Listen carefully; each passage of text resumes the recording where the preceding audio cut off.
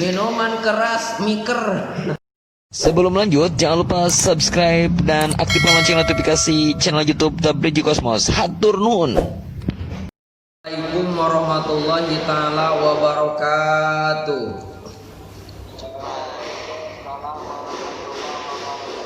A'udzubillahi minasyaitonirrajim. Bismillahirrahmanirrahim.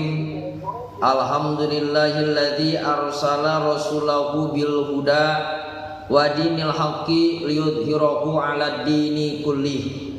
Allahumma sholli wa sallim wa barik ala khairi khalqihi wa safiyhi wa alihi wa ashabihi wa man sara ala sabili dinihi wa khairi hadayihi amma ba'du.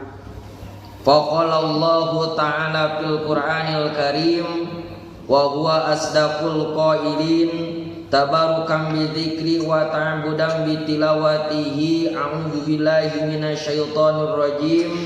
Bismillahirrahmanirrahim. Laqad kana lakum fi rasulillahi uswatun hasanah liman kana yarjullaha wa dzakarallaha katsira. Al ayah maknane wallahu alam bihaqiqatil murad. Anu ku pribados dihormat oge dimuliakeun ku Allah Subhanahu wa taala. Kalayan kelas 11 anu sami-sami hadir di payeunan HP atanapi di payeunan laptop anu pamudah-mudahan urang dina kempelna atanapi dina ngariungna dina haplah anu mulya dina acara Vikon daring kelas 11 sing aya atanapi sing ditambi-tambi kaberkahana ku Allah Subhanahu wa taala. Amin ya Allah ya rabbal alamin. Pertami-tami puji sinareng syukur hayu urang panjatkeun ka Allah Subhanahu wa taala, Zat anu maha luhur, Zat anu maha gopur, yang terus menerus ngajadikeun urang subur dan makmur. Walaupun urang sanes anak insinyur, anak gubernur, kajeun teuing urang mah anak tukang cucur, anak tukang bajigur, anak tukang sayur, anak tukang gali sumur, anak tukang pur. Yang penting mah urang teu kupur jeung takabur insya Allah. Salawat miwasalam tehilap hayu urang curahkeun ka junjunan urang sarerea wastana habibana wa nabiyana, Rasul anu paling tinggi, Nabi anu paling tinggi, Rasul anu paling punjul, taya sanes wastana habibana wa nabiyana wa maulana Muhammad sallallahu alaihi wasallama katut kapala kaluargina, ka para sahabat-sahabatna, ka para tabiin atba tabiin at-tahirin, parat ka urang sarerea salaku umatna. Amin ya Allah ya rabbal alamin. Para wargi, para jamaah sadayana sataacan khususna kelas 11 A sareng 11 B anu sami-sami hadir di payunan laptop atanapi di payunan HP sewang-sewang. Sataacan urang ngawitan kana materi anu tos diuningakeun yen dinten ayeuna, materina anu bakal dipedar nyaeta bab kaopat. Aya nu terang bab kaopat teh naon dina pelajaran bahasa Sunda Arab. Di payun tos aya dina layar kaca sanes gelas-gelas kaca. Gelas-gelas kaca eta mah lagu Niada Niati. Ieu mah bab kaopat anu judulna teh nyaeta carita pendek atanapi cek bahasa anu ilaharna mah disebutna carpon, carita pon.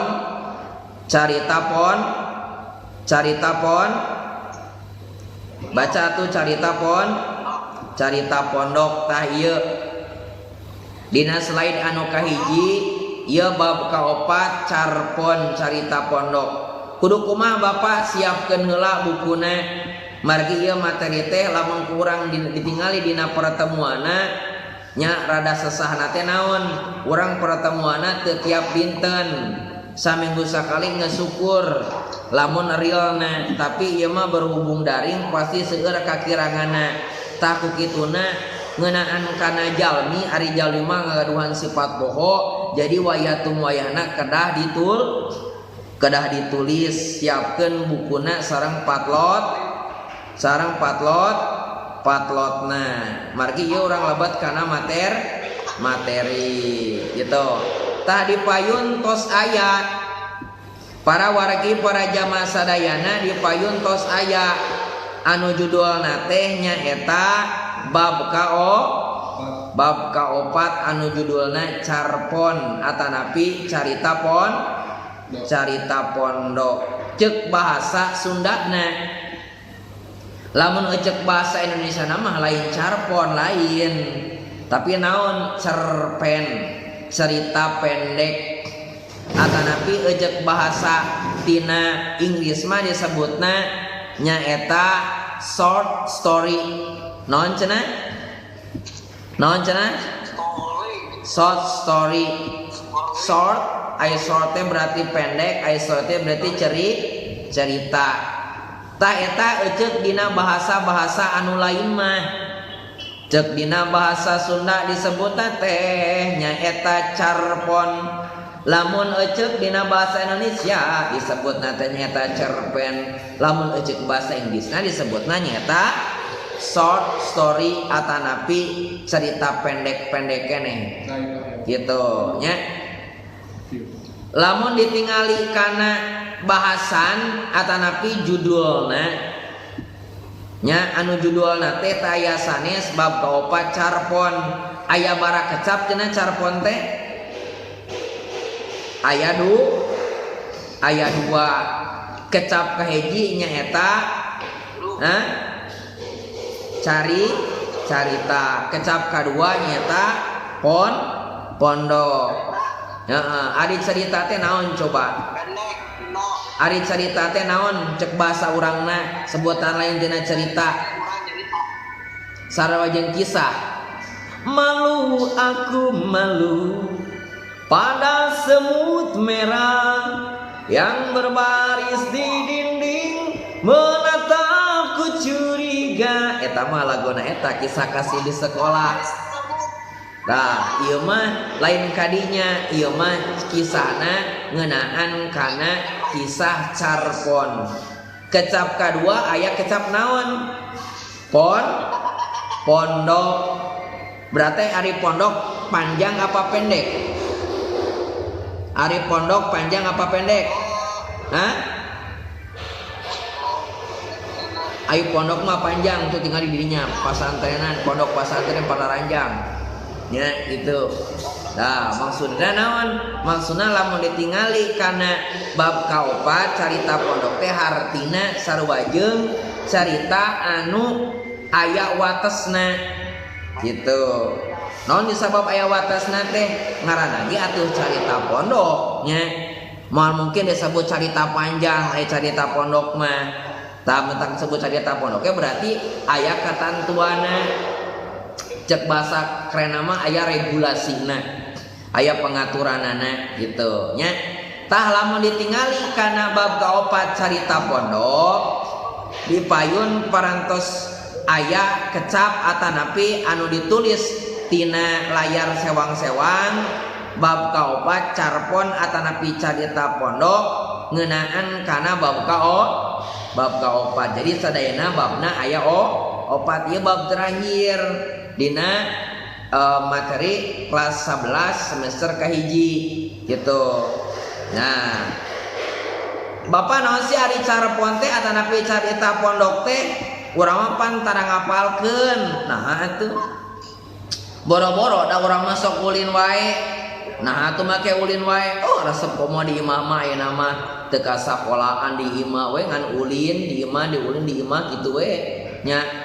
Tawayatum wayahna tetep walaupun di bumi sewang-sewang anu diutamakeun naon?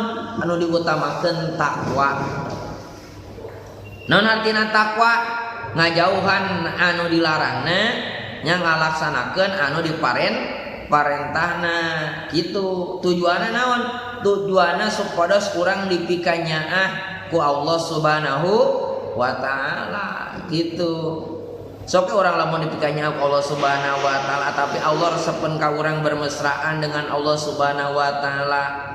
Dina salatna urang sering salat wajib puguh, tapi salat sunat oge urang laksanakeun salat rawatibna gitu nya, arek qobliyahna arek badiana sami.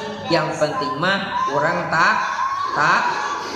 takwa gitu nya. Eta tujuan nama teu aya sanes pikeun urang sararea. Cek bahasa dina slogan mah dina tagar mah nyata ingat pesan ibu. Non pesan ibu teh anu 3M teh nya. Apa 3M? Apa baget apa? Pokona mah 3M sloganna lamun dina tagar mah kitu nya. Tangeunaan kana eta dipayun parantos aya nyaeta materi bab kaopat anu judulna teh nyaeta carita pondok. Naon teh carita pondok teh? Mana carita pondok teh anu apa? Heeh. Tos anu ditulis ari carita pondok teh naon? Disebut short story. Atanapi cek bahasa urangna disebut naon? Carita pon. Atanapi dina bahasa Indonesia disebutna nyaeta naon teh? Cerpen gitu nya. Cerpen teh sami carita pondok-pondok keneh nya. Tadina slide kedua para wargi sadayana, dina slide kedua sanggeus urang ningali kana judul aya pedaran ngeunaan carpon. Ari pedaran teh naon? Hah? Penjelasan ngeunaan kana carpon atanapi kana carita pondok. Naon hartina carpon teh?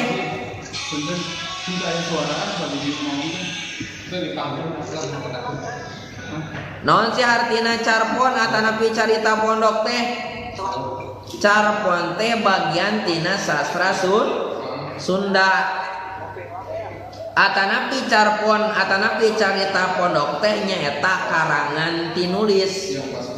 Jadi bentukna tulisan ngan ngeunaan kana karangan gitu. Tulisan atanapi cek bahasa kana mah kieu carpon teh nyaeta karangan rekaan. Nang ngareka berarti menang nulis nang nyieun atawa sebutan lainna disebutna sebutan lainna nyaeta fiksi. Ari fiksi teh berarti henteu nyata dina naonna? Dina kajadiana gitu. Menang nyieun henteu real nya. Lamun anu real kos kumaha?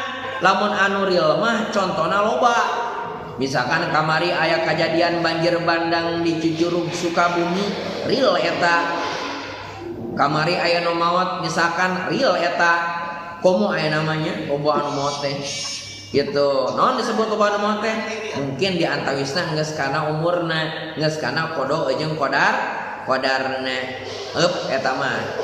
Ieu carpon teh lamun neukeun kana pedaran atanapi pengertianana, carpon teh nyaeta karangan rekaan atawa fiksi. Ai fiksi berarti teu nyata.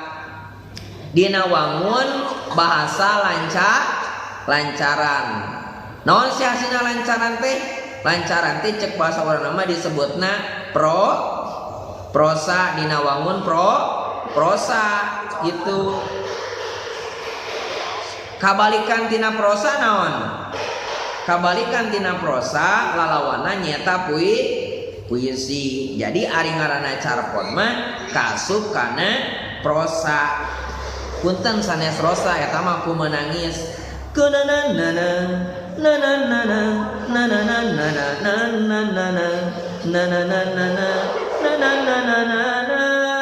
Gitu nya. Aya nanti judul nanti di Indosiar nanti di Indonesia judulnya eta ku menangis teh nya jeritan hati seorang istri maka make protes urang mah nya ngan istri we jeritan hati seorang istrinya lalaki asa disepelekeun ke ganti wayahna ka Indosiar jeritan hati seorang ayah kepada suaminya kudu nama Khadijah gitu ieu mah ari ngerana carpon berarti kasup kana wangun lancaran ai lancaran teh berarti prosa ai prosa teh berarti hiji wangun anu teu kapatok ku aturan beda jeung puisi contohna lamun puisi kos kumaha contohna misalkan lamun puisi mah semacam pupuh tah gitu pupuh nya pupuh aya warung sisi jalan rame pisan kunu jajan titohat nu ngaladangan nu jarajan sukan-sukan nu jarajan sukan-sukan nu jarajan nyaeta carpon teh karya sastra anu direka dina bahasa lancaran atanapi prosa kalawan ukuranana pondok nya gitu kecuali anu urang praranjang kos gitu kapaham mugi kadinya kapaham nya tah lamun ditingali kana eta carpon ku sabab eta carpon teh hiji karya anu ukurana pondok jeung kasup kana prosa nya anu dicaritakeunna dina perkawis carpon teh nyaeta hasil imajinasi cek bahasa urang nama rekaan the imagination is compression imajinasi tak gitu eta bahasa ini laguna imajinasi atanapi rekaan nya rekaan saha rekaan pangarang berarti lamun kitu mah lamun urang ningali kana carpon berarti geus puguh ieu teh carita ngan anu aya anu ngarekana berarti disebutna pangarang eta carpon naon bedana carpon jeung dongeng ayo anu bisa ku bapak diberi duit bedana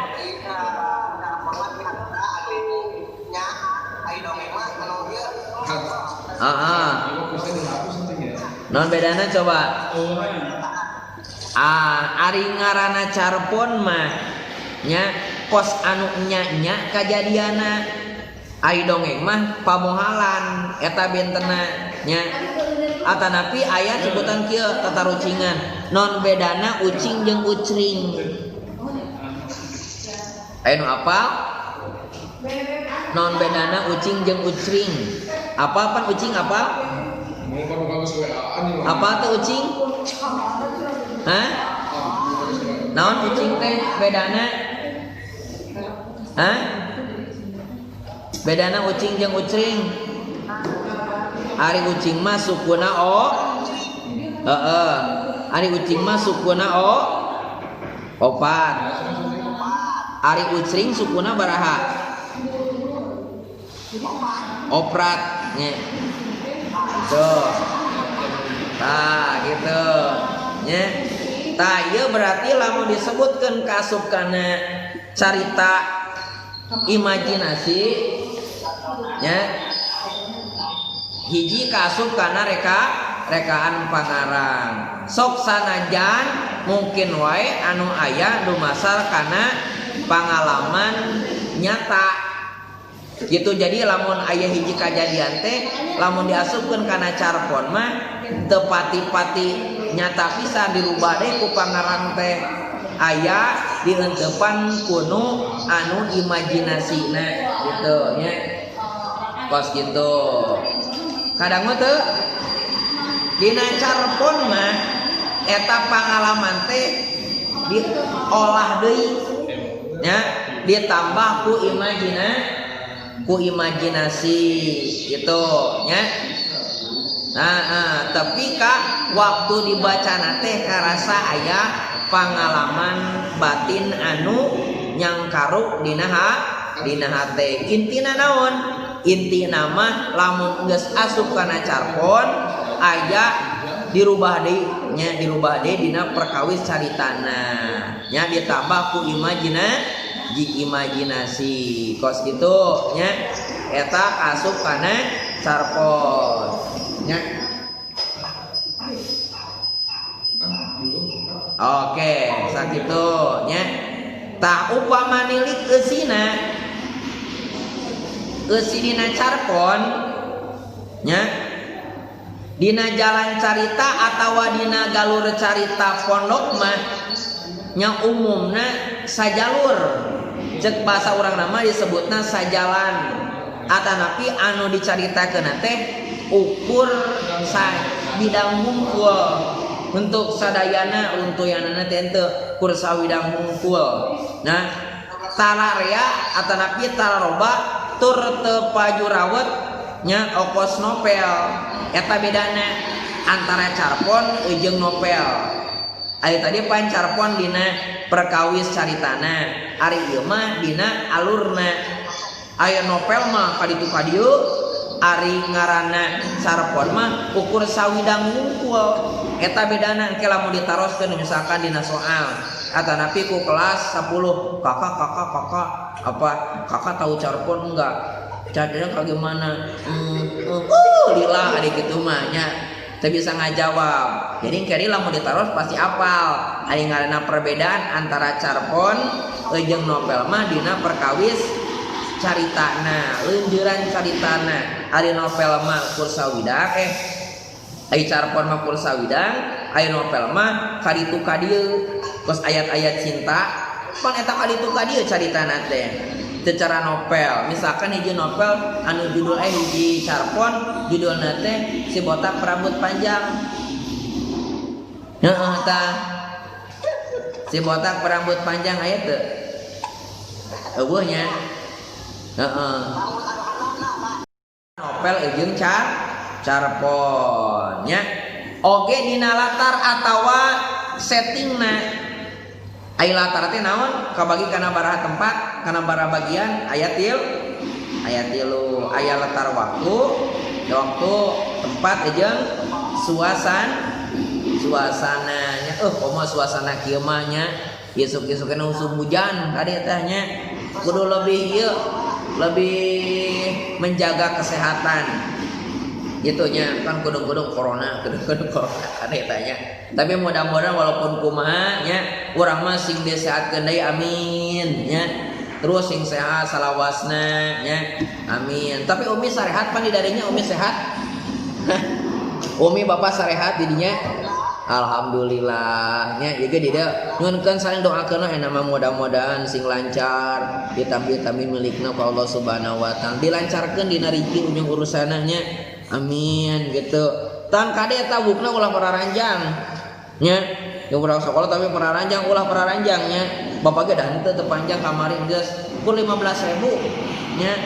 15.000 yang kolot yang budak 10.000. Jeung kumis-kumis gratis bari maksa. Eta nya latar atawa settingna eta estu digambarkeun saeutik henteu loba. Hanya secuil. Saeutik teh secuil minuman keras. Oh lain miras atuh miker. Minuman keras miker. Ya kade salah eta kos lama. Padahal minuman keras miker. Salahnya. Salah eta omah kos teh. Minuman keras. Gitu. Padahal minuman keras teh miras, ieu mah miker. Gitu minuman karena kurang mikir kayak gitu nya minuman karena keras gitu lain miras lain mah mikir minuman keras mikir tak gitu nya tak ieu dina settingna ari dina carpon mah saeutiknya tara panjang gitu nya palakuna ge tara loba antara hiji dua palaku teh naon sih? Palaku teh naon? Hah? Ai palaku teh naon? Lamun dina bahasa bintang film disebutna artis atawa aktor anu ngajalankeun eta carita gitu. Tah urang ge enak sebagai aktor gitu nya keur hirup di dunia gitu. Makana ya aktor mah pasti aya nu ningalina saha Allah Subhanahu wa ta'ala. Makana iman urangnya terutama dina masalah ihsan kanu janten babaturan ka guru dina kehidupan urang sapoe wayahna kudu sesuai jeung agami anu geus disyariatkeun ku saha ku agama Islam anu dibawa ku Kanjeng jeung Nabi Muhammad sallallahu alaihi wasallam. Itu kudu namanya supaya orang selamat di dunia, selamat di akhirat gitu nya.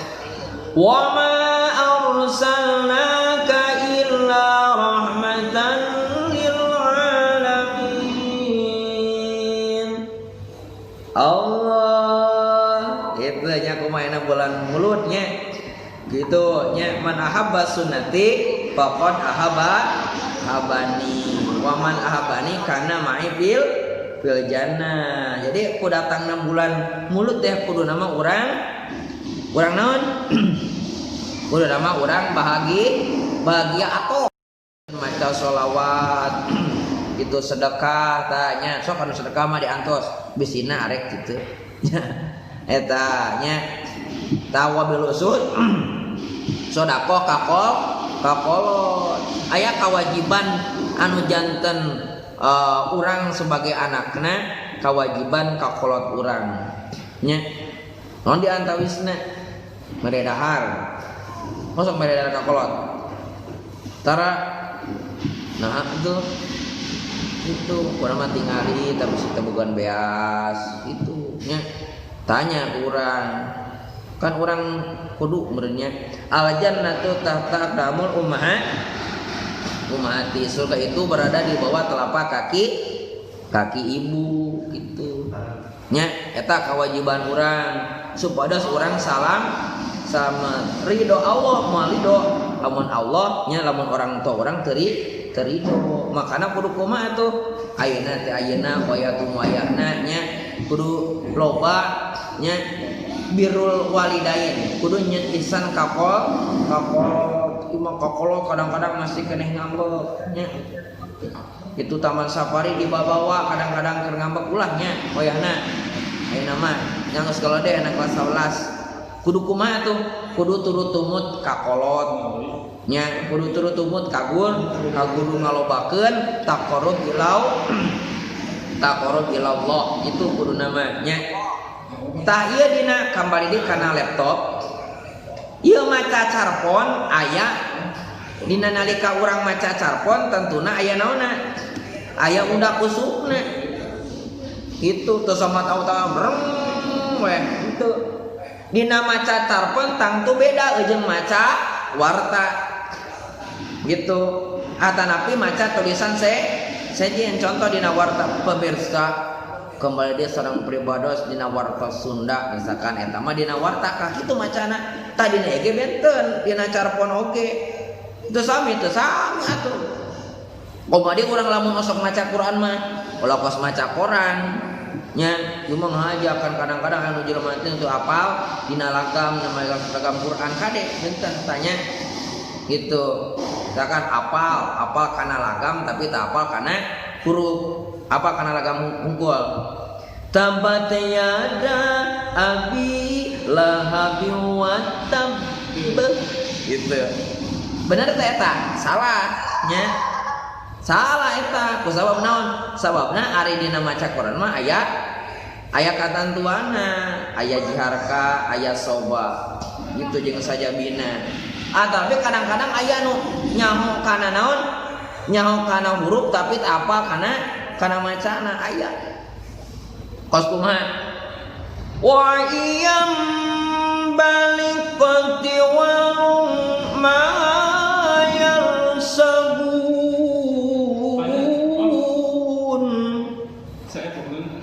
tah sakitu mudah-mudahan aya manfaatna nya insyaallah urang pendak deui dina pertemuan 20 menit deui sugan teh geus bieunya ternyata masih kena aya tah gitu. Kos kitu eta contoh cara maca carponnya. Jadi benten ujung maca wanda anu sanesna nya ulah disamikeun temenan naon sabar temenan karena lain bagianana. Jadi aya aturanana. Maca novel aya gitu, maca jeung maca carpon tentu beda. Dina warta mah eusina teh sajalantrahna nya saluyu jeung kajadian atawa buktina. Artina sifatna teh bener-bener nyata, ulah dipungkal pengkol kanu kajadian anu fiktif, tapi kudu real ayana gitu nya. Serta teu meunang dileuwihan atawa dikurangan eta perkawis warta.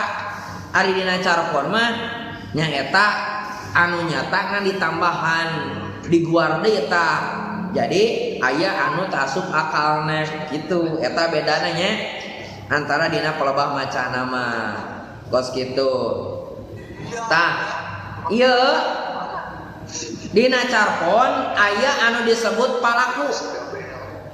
Tadi teh cek bapak nya ditaros teh geuning ari palaku teh berarti sarua jeung tokoh anu aya dina carita. Berarti eta palaku dina carpon teh disebutna nyaeta anu ngalalakon alur carita. Karena sababna naon? Sababna dina hiji carpon tangtuna contona aya anu disebut palaku utama, palakunya palalu atuh. Gitu. Palaku atanapi tokoh anu jadi bagian penting dina carita eta contohna palaku utama gitu. Aya oge palaku tambahan disebutna naon teh?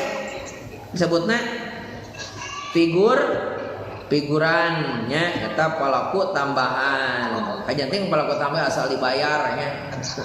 Mun teu dibayar mah atuh camerut teh hayu geura. Nah, lumpat teh salian dina eta unsur-unsurna nya aya oge ciri-cirina kabeh atuh ngabogaan ciri. Ayo lompat deui kana nu bieu aya ciri-ciri anu carpon. Naon ciri-ciri carpon? Nomor kahiji ari ciri-ciri carpon teh galur caritana pondok. Ai galur teh jalan carita. Jalan caritana pondok. Jadi relatif sederhana lantaran jumlah kajadian ge dina caritana henteu loba teh dibalikeun abol. Anu nomor kaduana naon?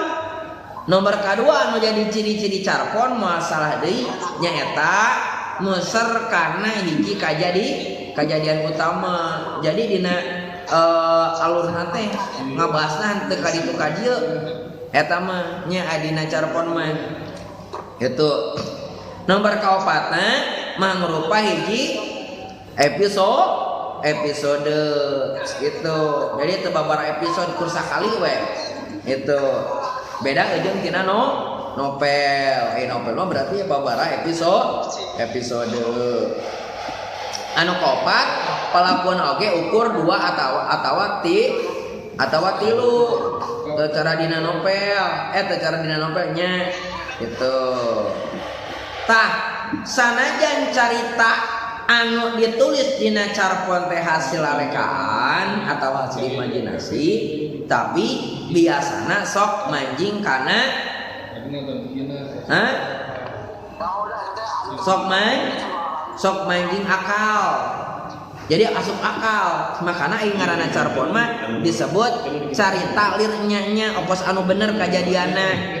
Palakuna bener nya